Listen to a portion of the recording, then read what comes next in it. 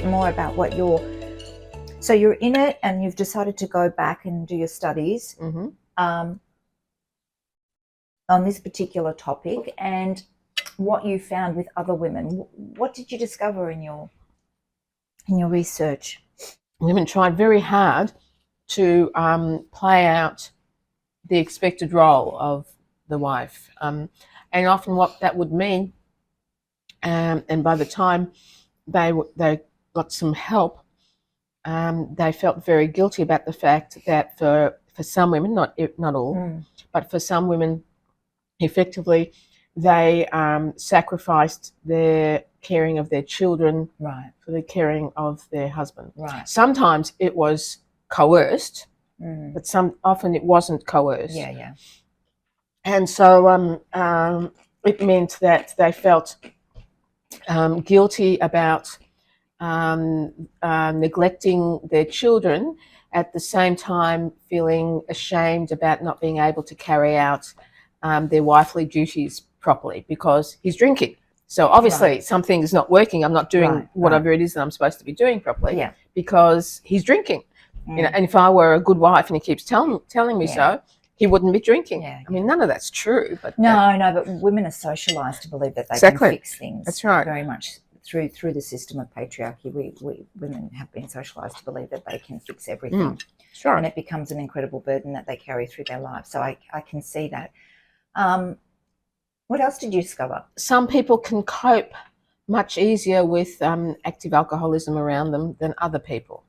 Oh. So that there are, there are many women who actually stayed but were in, this support for many years in an active alcohol drinking situation and live very reasonable lives, absolutely reasonable lives. Wow. In that way, but it meant I'm not suggesting that it's not recommended that they don't look after themselves, because it is recommended they look after themselves. And so situations where things might be dangerous for them or their children, they need to do something about that. But if that is not what's happening, a remarkable number of women can stay long term in these relationships with somebody who is actually drinking a lot. But for most people, it wears them down. They really can't cope. It would. It would definitely wear you down. Yeah. Definitely. What else did I'm just trying to think of all those things that I found out. That part of the importance is for women to reconstruct, if you like, their narratives about their own lives, and to understand the position that this is taking in their lives and read it in a different way, so that. Did you have a large group of women that you studied, or? It's been so many years since I wrote that thesis, wrote the book. There were 25 that I did long interviews with, quite long. Some were quite a few hours long. Yes. Right.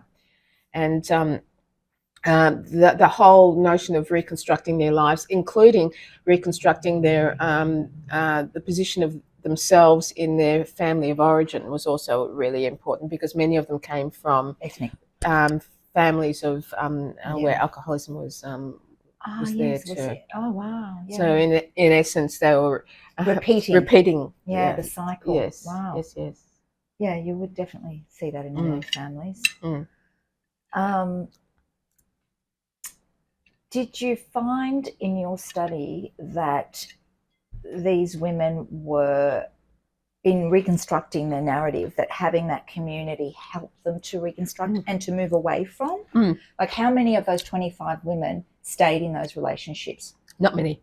Right. Not many. Right. But then some of them I spoke to, and some of them didn't come to this particular group until they were close to or after the end of the relationship as well. So that's a bit hard to work out. I don't know how, if you took a random sample, how it would play out. An average would play out. But many of them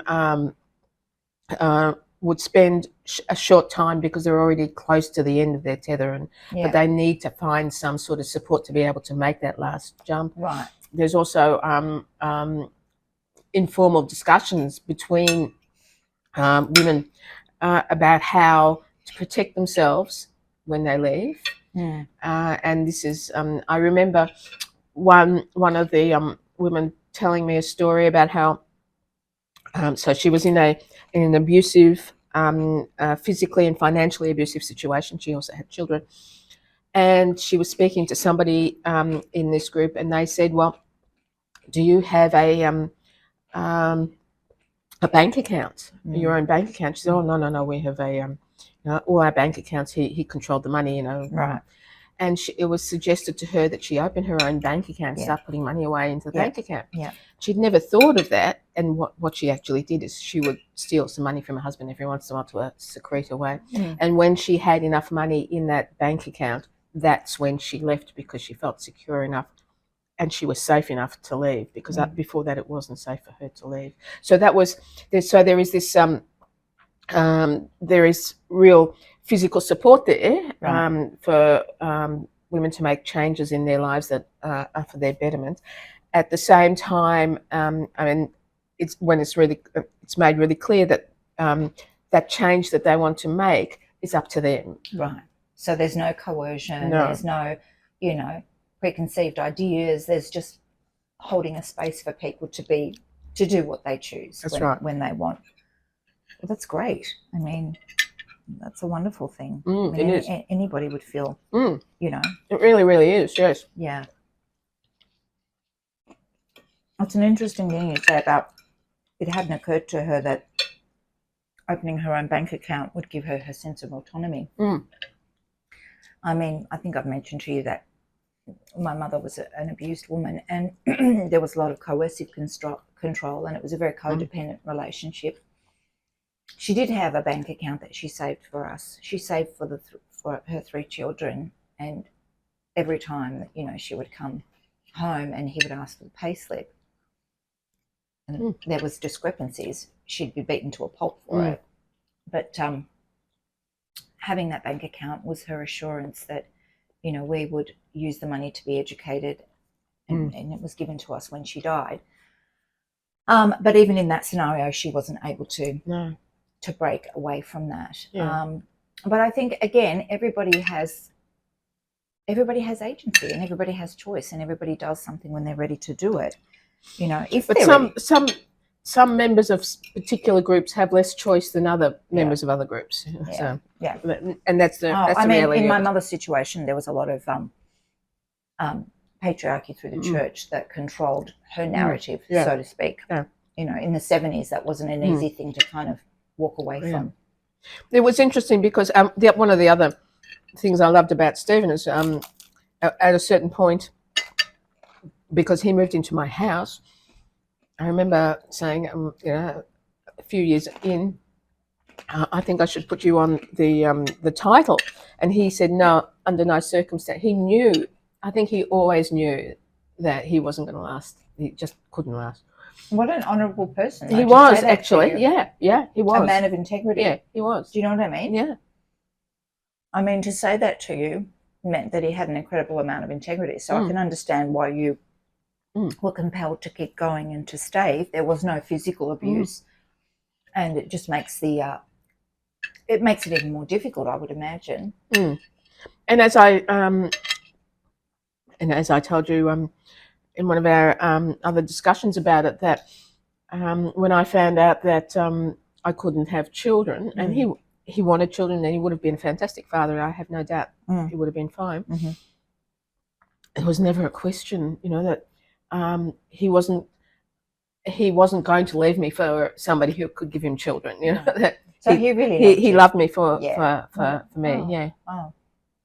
And this is, I think, too, the complexity that happens with dysfunction in any relationship is that, the world is so polarized, and people are very conditioned to look at things as black and white. If a man's abusing you, or he's an alcoholic, or he's a drunk, or you should leave.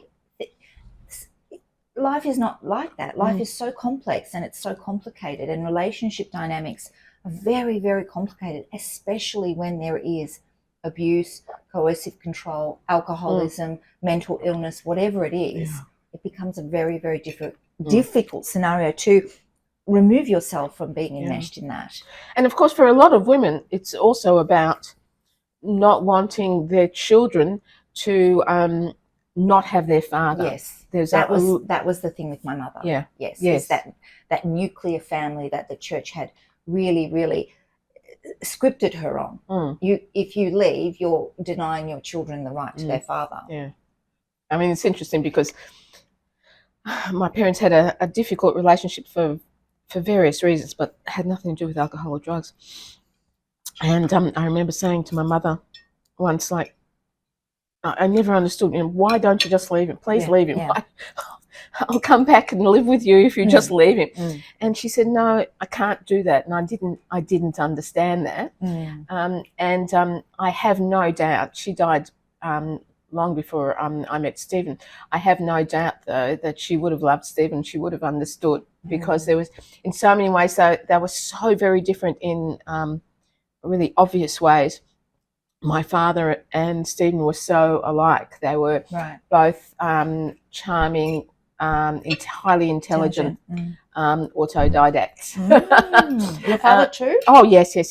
Oh, yeah, absolutely. So for those of us that are listening, an autodidact is self-taught. So yes.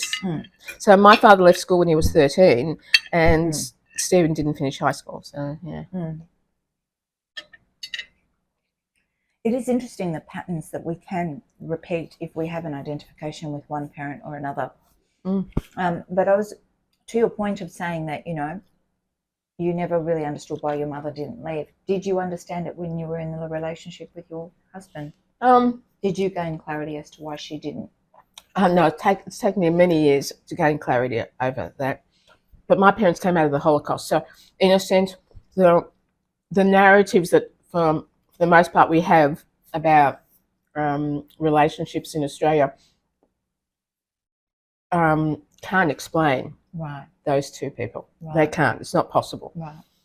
So it's taken me many years for me to understand.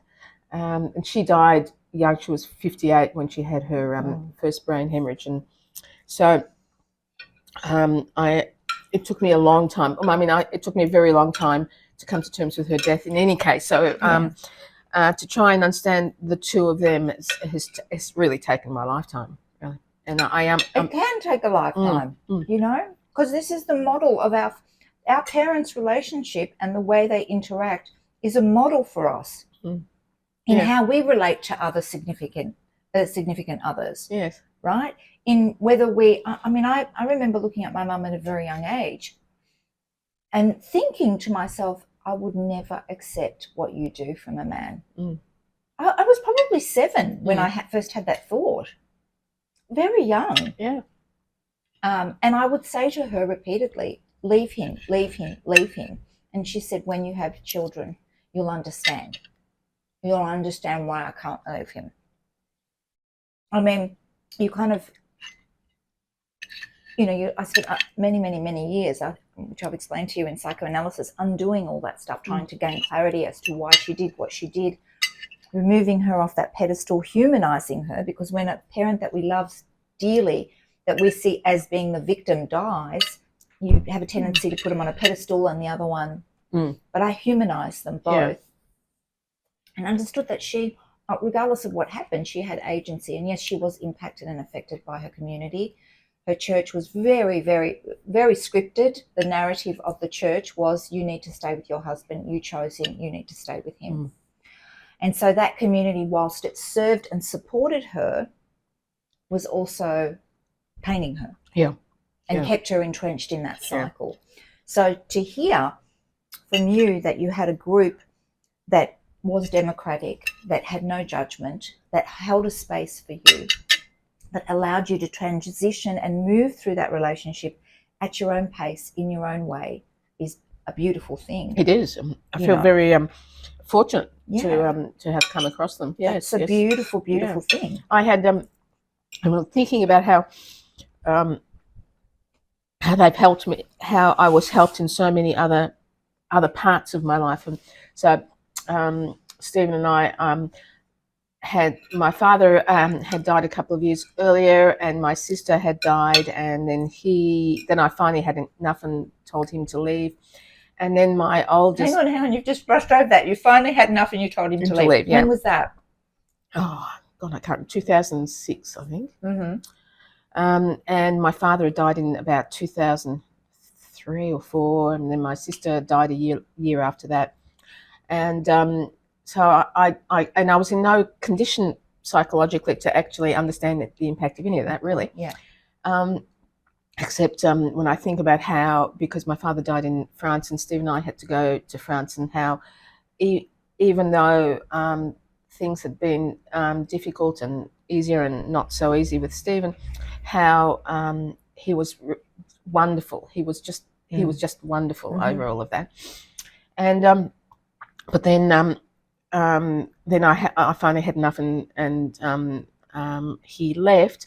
And then my oldest friend, who I had known since I was in kindergarten, died. She had died very suddenly, really terribly, and she was dying in hospital. And it was a really hot summer, I remember.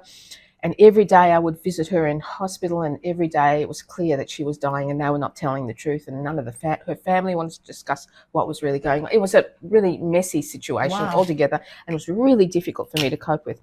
And I remember going in there one day thinking, what am I supposed to do in this? What is this? How am I supposed to work all this out? And but every day I would visit her, and then I would go to a meeting. Your community, yeah. And so I could talk about what I was going through, and it didn't necessarily have anything to do with alcoholism. Yeah. But it was did. about. But it did. Yes. So and I was thinking about how, but if I'm not sure how I would have gotten through that if it hadn't been for that. And the other thing about it is trying to clarify in my mind how I can understand what's going on and how it's affecting me, because that's a really important part too. Well, yeah, I mean, when you're in it, I mean, I think back to my own analysis and that holding of the space where I felt incredibly contained and non-judged, and you're in a process that is very new and unfamiliar to me. I didn't even know what psychoanalysis was when I first embarked. I just knew that I wasn't myself, and I was depressed, and I was agoraphobic, and all sorts of things were happening after my mother's death, and I needed help. And that holding of a space for you where you can go and say anything and know that you're not judged, and know that someone is there for you to help you on your own pace in your own time is invaluable. You know, and it is the thing that saved my life, really. Even when I was contemplating, I had suicidal ideation, so it saved my life. So we can never downplay the importance of community, regardless of who the community is. The fact that you were able to be held in that space is an invaluable thing for you that helped you through. Yes. Which I think is very important for anybody. I mean, I think therapy for anybody is helpful, but knowing that you can turn to a group or someone that is there for you, and also you're all there and there's a commonality about it. It's not just a community, but there's a common element as to why you're all there, which helps you know that you're not on your own, I would imagine. Yeah. So, yes. I mean, I've heard so many people talk about how they always thought that nobody else was, especially those people who had grown up in alcoholic families, who thought that nobody else, when they were children, were experiencing what they were experiencing. And to come in and find out, as a matter of fact, it's not there are some other people. It's like, this is such a common experience. Of course. It is really such a common experience, and that's a wonderful thing for people to understand. Well, it normalizes it, doesn't it? I mean, we all want to feel like what we're going through, somebody else has experienced it. It makes us feel in that space, contained and safe, and we're not alone. It makes us feel that we're not isolated, because oftentimes when you're having a breakdown, or I ultimately called it a breakthrough, a breakdown is that you feel like you're the only one going through it, and that can be incredibly isolating for people, you know. So I want to hear about the defining moment when you decided to leave your partner, husband, who was an addict. When was that?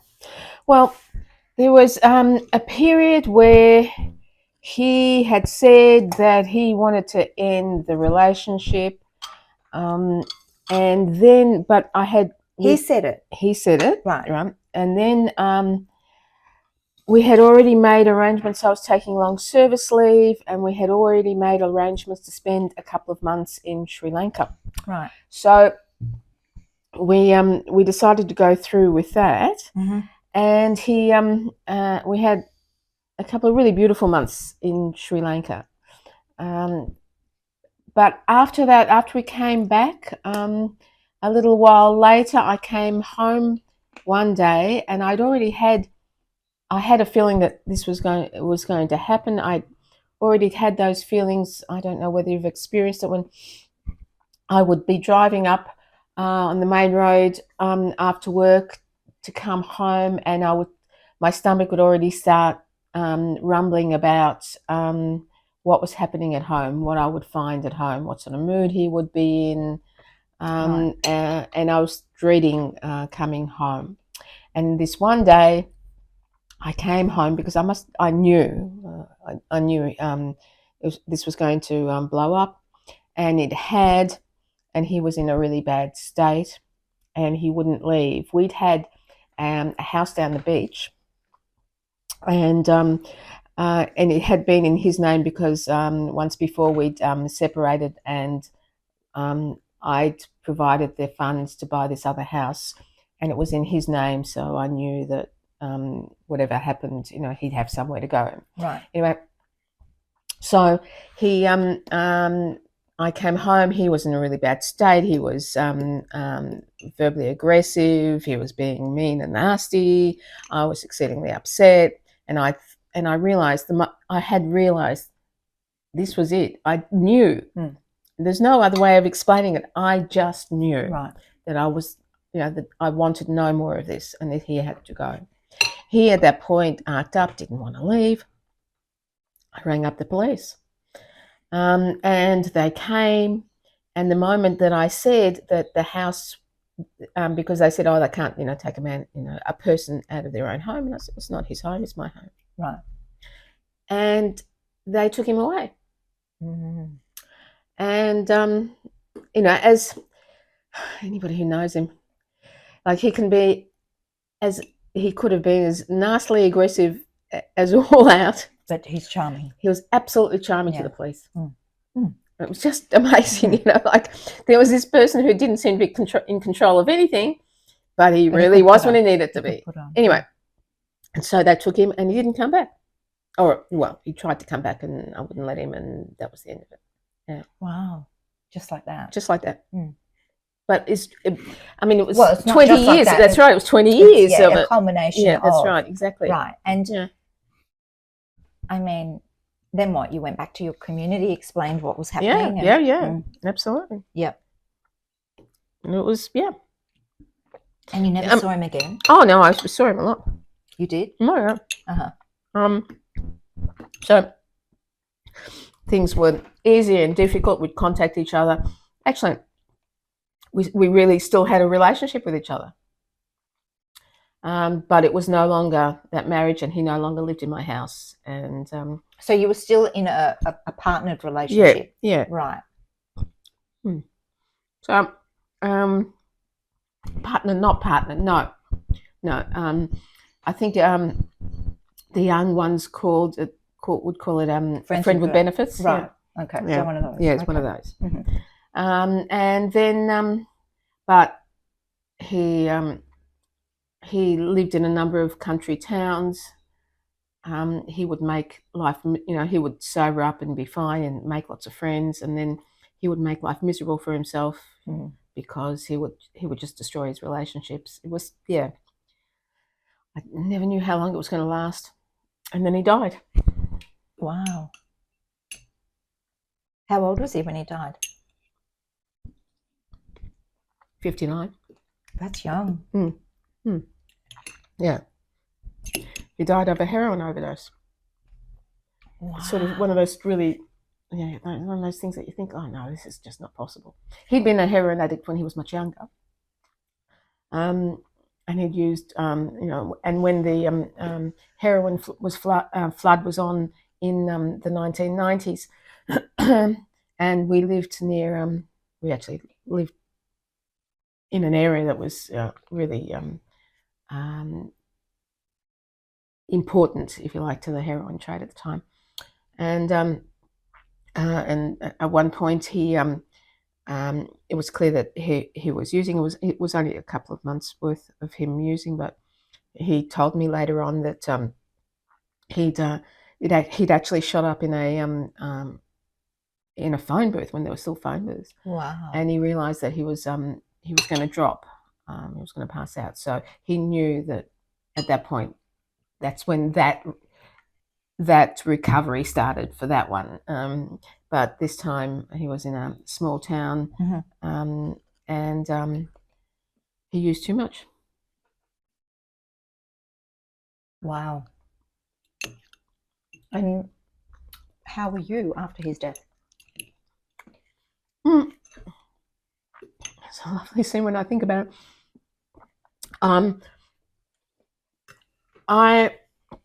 I was sharing my house with a friend, another woman of my age, in our late 50s. And another friend of mine had come over, so she was in the spare room. So there was three women this night, and it was about 11 or 12, I think. We'd all gone to bed, and there was a knock on the door. And there was a policewoman at the door. So we opened the door, there's three old ladies staring at her. And she told us, she told me that he died, and the reason they were coming to me was that I was the only contact that they had. He'd been hospitalised so many times, and every time he'd been hospitalised in these various hospitals, he'd put my name down as next of kin. So that was the only name that they had, so they came and told me. Anyway, he did have a sister who lived here, which was much older than he was, that I didn't know. I hadn't had anything to do with for a long time. Anyway, so when I was contacting the mortuary and the coroner, and when they found out that I actually wasn't his wife anymore, but that he had a sister, I was the one who told them, they cut off contact with me and they only contacted her. Right. And I found out, and I thought it was okay, like, I had people to go to and lots of support and all the rest of it. And then I found out at a certain point, because they were doing, it took them a few weeks to do the autopsy, and I found out at a certain point that they had released his body and they'd given it to her, and she had it cremated straight away, and she didn't tell me. Oh, wow. And it was a thing that really hit me at the time. I wanted to see his body. I wanted to see him one last time. And it was the only time really that I cried, like I really, really cried at that point, what she had done was indicative of this completely dysfunctional alcoholic family that he had come from. And it rationally I could well understand that. Right. But at that moment, I've got to say, I'm sure she was worried that somehow I would devise a way of getting his estate. Oh, right. I got the ashes. She couldn't care less. Yeah. In his estate. Yeah. And he hadn't left a will as far as I know. And even though he had always said, he had made a will and everything was left to me, and I knew it wasn't true. That was an issue. But somehow it was this complete lack of faith, as if I hadn't. As if you would come. Yeah. And that, the 20 years that he and I spent together, that she knew were the 20 best years of his life, right? That somehow they didn't matter. It was really, really disturbing. Yeah. Yeah. Grief does a funny thing to families. It does. It really does. Yeah, I've seen some really strange things through my mother's funeral and then my twin brothers. But how did your community help you through this? How did they? Well, they were there. Everyone wanted them. Right. A number of people who I was very close to. Mm-hmm. A number of people that knew him really well too. Right. And so they were just really supportive. They knew about our relationship. They knew how close we had been. Yeah.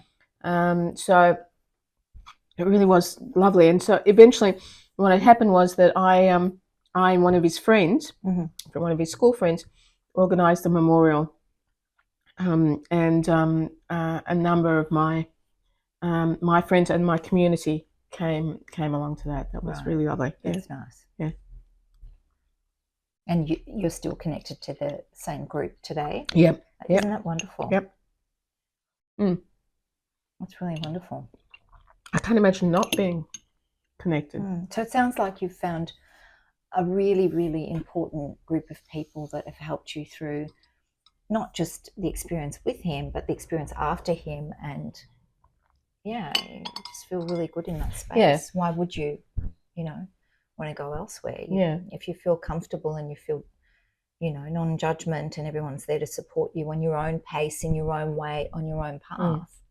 And the other thing about it is, I remember you saying to me, I've got to ask you this. Yeah. I do recall you saying to me that what you found initially was that Australia was very conservative in the way that they set up these kind of support groups initially. Speak to me a little bit about that. Well, when I first started researching into this, right, what became very clear is those people who were experts around addiction and saw themselves as public health experts around addiction, right,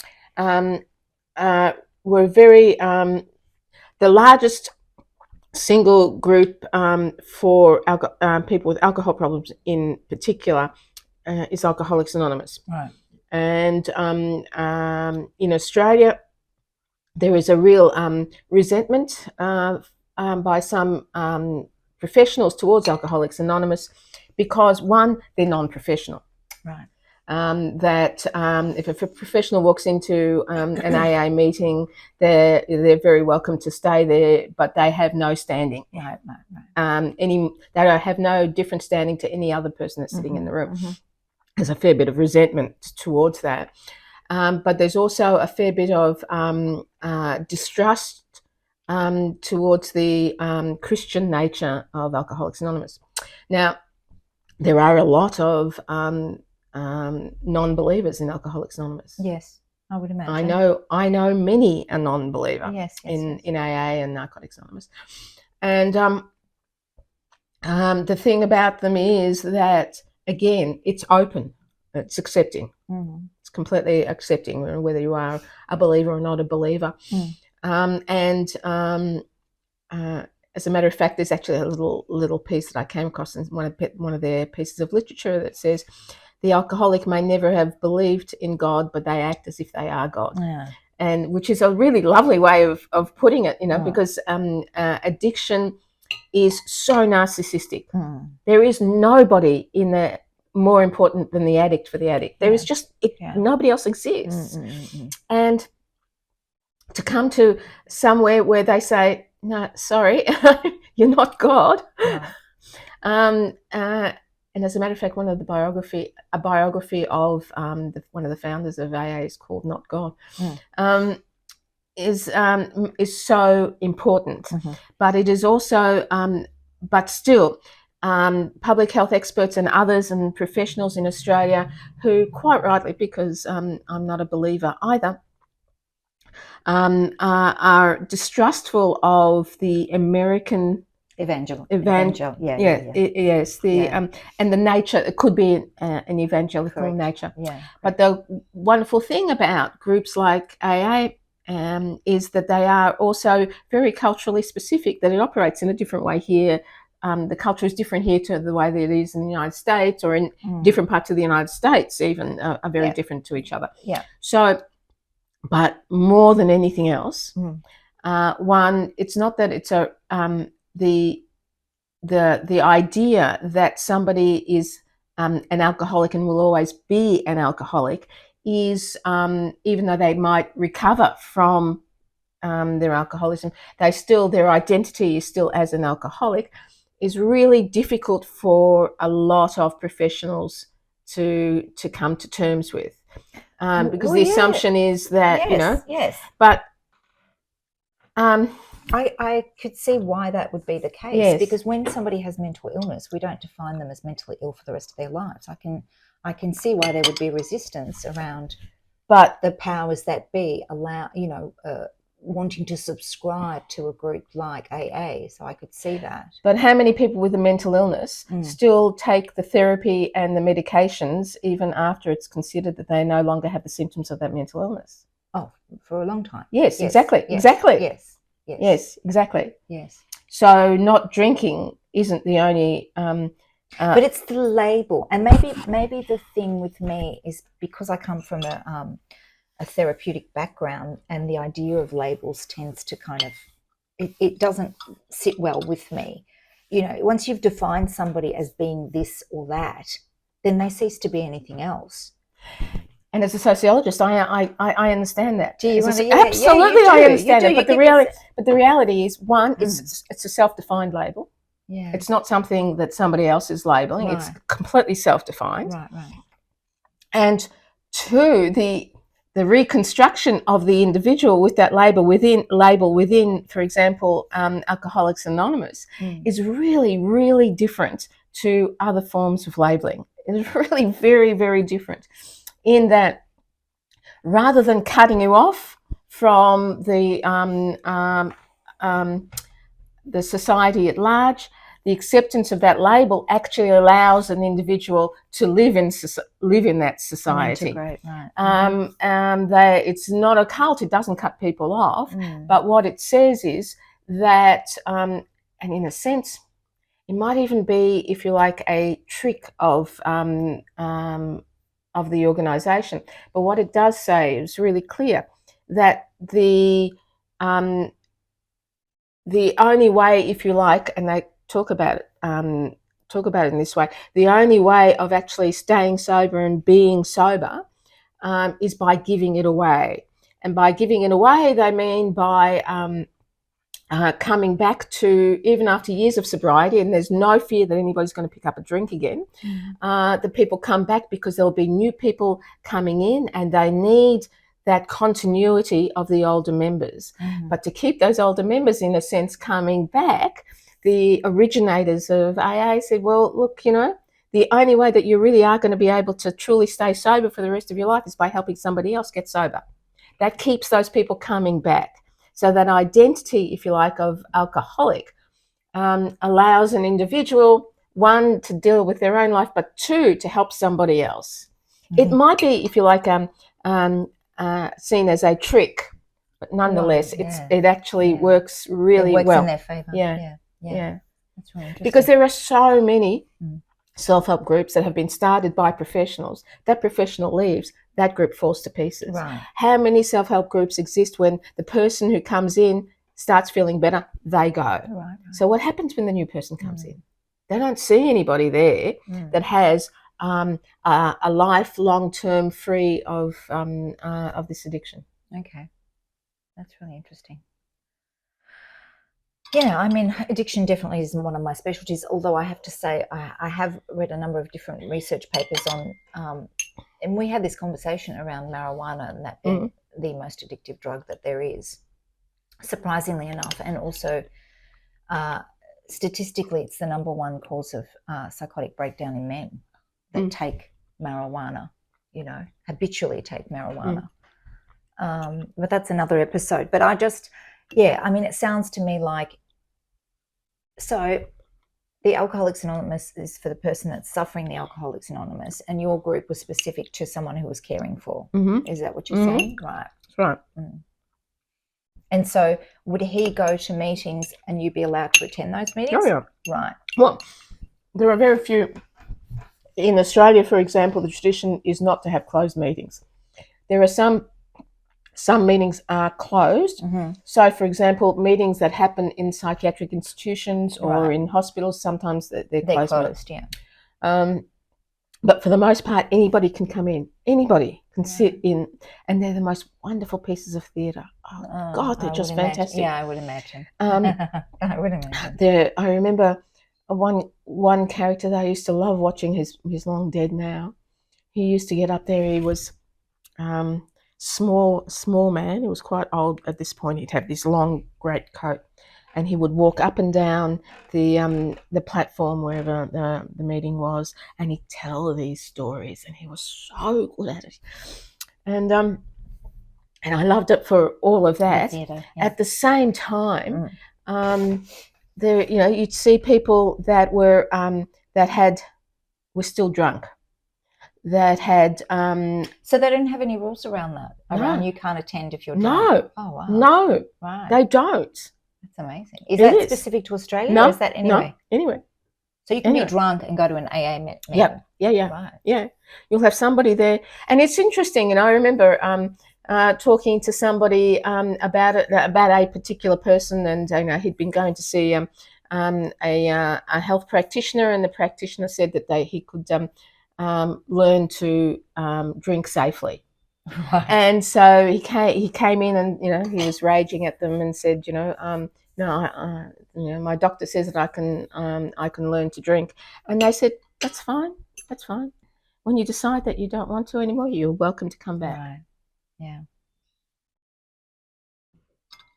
I don't think there are too many organisations that are actually like that here. No, I couldn't imagine. Australia's an incredibly conservative country. Yeah.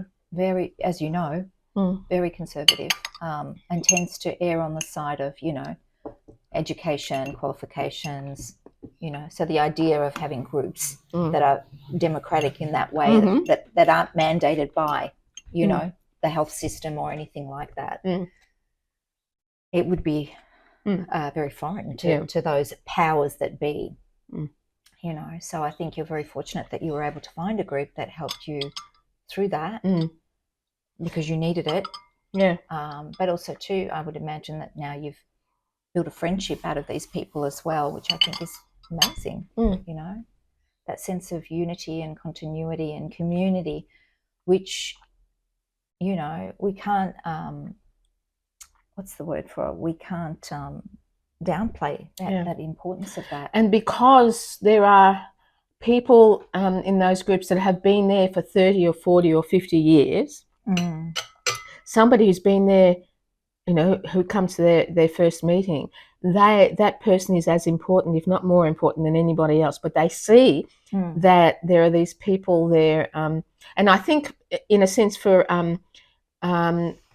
alcoholics in AA and addicts in Narcotics Anonymous, it's really important for them to see that there is a possibility of having a good life, one, without the drug, but two, for a long time. Right, yeah. I mean, how many heroin addicts believe that they're going to die tomorrow? So, and the possibility of actually living without, for example, heroin or all sorts of other drugs, and having a good life without it, and seeing somebody who actually has this, is really important. Well, it gives them a model, a role model, definitely a mentor. And whereas in another group they might have actually left after they've said, "Oh, I'm cured now," and go. I mean, that's the thing. One can say that you're cured of your alcoholism and you never have to come back again. And what happens to the person who's new and doesn't know what happens to those others? Yeah, I see what you're saying. And it's a really salient point that you talk about it too. I mean, when you spoke about mental illness, like how many people still take medication for mental illness and still see a therapist even after that condition has been cured. Yeah. And to that point, I would say that that's you're quite right about that, because even after through the journey of psychoanalysis, I don't obviously see my therapist all the time, but there's life, and when life happens and you have certain vulnerabilities, you tend to go back. You tend to go back to that therapist. You might also tend to go back to depression. You might also tend to have those symptoms, and so you need that support again.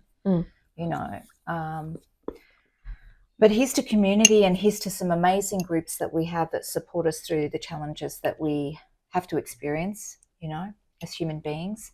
Thank you for coming to my home and to my table today, Grazyna. I look forward to catching up with you on another time of Food for Therapy podcast. And The food is fantastic. Thank It's you. really fantastic. Thank you so much. I've loved having you. So for anyone who would like to shoot me any questions, you can do so. My email is foodfortherapyshow@gmail.com. Love to hear your thoughts on any of the episodes or ideas that you might have. Don't forget to subscribe if you're watching us on YouTube. We're also on Spotify and on Apple TV. I'm Marie-Therese Bolden for Food for Therapy, signing off for now. Take care of yourself.